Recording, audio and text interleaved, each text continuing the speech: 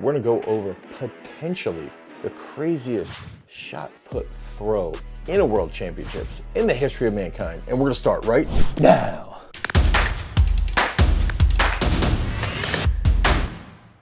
Okay, so let's set the stage. Let's try to understand what was going on during the men's shot put final in Budapest, Hungary in 2023. And if we look at Ryan Crouser had not one, but two blood clots. And what's the big issue here is that this could cause potential severe health issues. Okay, this could lead to some type of clotting, which could then lead to potentially a stroke of some sort or anything tragic could happen. I think they had a sense of control, obviously, that he was going to be okay if he would travel across the world to get to Hungary, and he was doing a lot of precautionary measures, but it was also causing quite a bit of fatigue, quite a bit of pain and discomfort. This likely imposed like a 2 to 3 week substantial deload that would end up being a lot earlier in the year than he would have liked that with training. I think if we just think through the lens of peaking and the fact that he ended up getting these blood clots like 4 weeks, 5 weeks, 4 to 5 weeks, I believe it was, prior to the event, that this has a big hindrance on his overall training scheme and strategy leading into that big time peak. I think we've just got to have that in the back of mind. That's the lens that we're looking at here as we analyze Ryan Crouser's World Championship performance from the 2023 World Championships in Budapest, Hungary. So Crouser's got this shoulder width apart position here, right? And so we see here pretty similar wind, or similar wind to what he's been accustomed to doing for most of his career.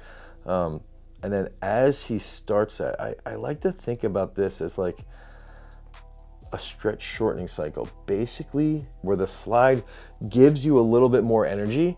Okay, so it gives you that counter movement over, it gives you a little bit more energy, and that in turn helps get on top of that stable left side, that balanced left position, which then helps you enter the circle a little bit better. And so I think that that's an interesting concept. So we go here, let's see this slide here.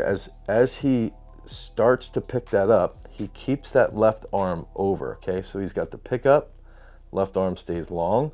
Now you can see as that left arm, as the left foot leads, that left arm is almost directly in line with that right foot right there. Places that. So let's see how far is he moving that. We've got about 2 cameras, right? I want to say that's about 2 cameras. So if we think about, let's say a Sony FX3, we're probably looking at about, I'm looking at the camera right now thinking it's probably about 1.5 to 2 feet width, based off of those lenses that I'm looking at and that placement. So about 1.5 feet. As he opens, he picks up here, okay, at this position. Okay, so we see that. I feel like he's keeping his left heel maybe a tad bit higher than normal. I could be wrong, but I feel like he's more around that left side here. Gets that left side there, squares up to the circle right about here with the hips. Okay, nice long right leg right there. That reminds me of Daniel Stahl.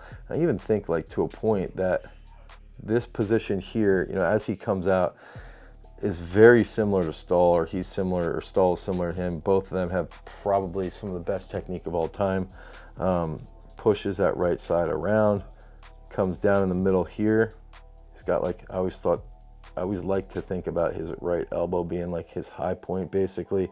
Wraps that left arm across. I think this is something that if we can think about being stable, and look at that right leg, boom, boom.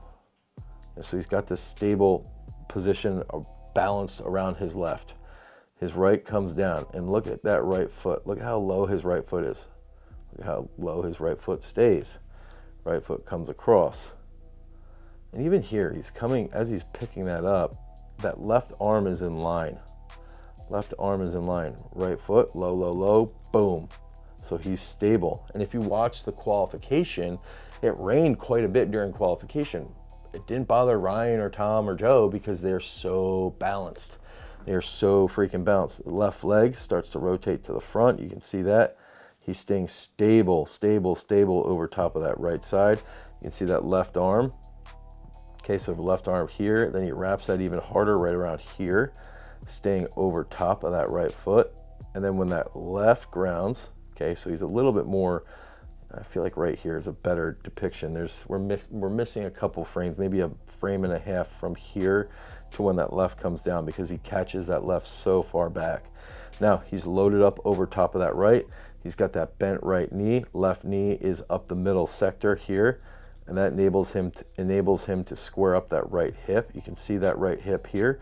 Look at how long he's grounded. Look at how long he's grounded all the way through. Shot is out of his hand and he's still on the ground. This is just, it's such a classic image of the best throws, okay? So you can see that. Look at how long he comes forward on that finish for that monster 23.51. The other thing I want to bring up is that Budapest could have done a better job with these lines, because like the competition record versus the world record, when Fabrini went big, everybody thought he had broken the comp record. Like I don't know, it just wasn't super clear. Cameras are too close. Move those cameras back.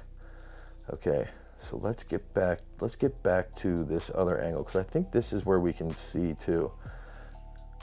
Okay, so right here we're going to be able to see a little bit better, about 1.5 to 2 feet movement. Okay, how patient he is as that reaches. It's like, it's not dissimilar to like the left leg in a glide. It's lateral, but it's pretty similar. I wanted to see what his left heel does here, because he opens. Yeah, his left heel staying a little bit higher than normal right there. And it never really comes down like it has in the past. Right foot, you can see that right foot just sweep in. Boom. Okay, now as everything moves to the front here, right there, look at when that left foot grounds, how much mobility, and we've talked about this with everybody. So high school athletes, think about those lengthened positions. Think about what he's doing. Think about the mobility in his upper back. Think about the mobility in his ankle, his knees, his hips, okay? And think about, this is a guy who's been coming off of or handling and dealing with 2 blood clots. So he's dealing with 2 blood clots, right? But he has so many throws in his body that he knows he can still go out and perform when the lights come on, because he has so many reps. And we've really got to think about that. Now, look at where the shot is. Look at that right foot. Look at that right foot rotating through.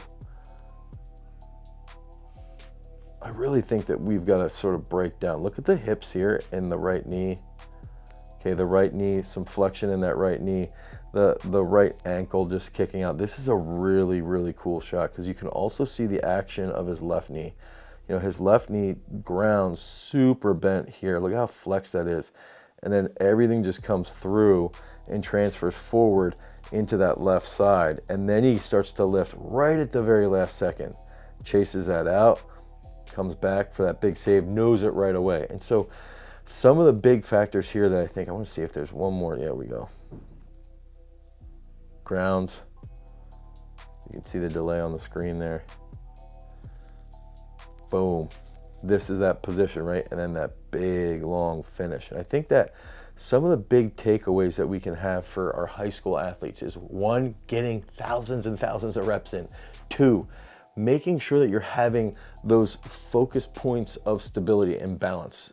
Be balanced on the left, be balanced on the right in the middle, be balanced on the left on the finish. Stay grounded on that finish. And if you can improve your mobility, and if you can improve those positions of comfort out of the back, in the middle, and at the front, you can execute at high speed when there's a lot of pressure on it. So those are some big takeaways.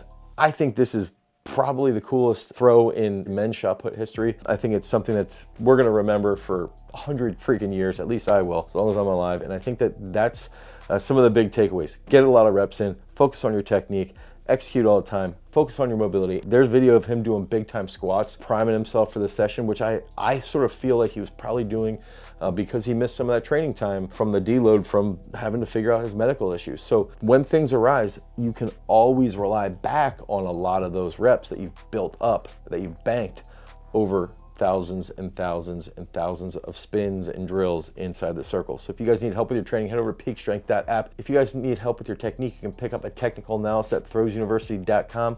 Remember, if you want to be a better thrower, you've got to take thousands of throws so that you can drop some bombs. Until next time, peace.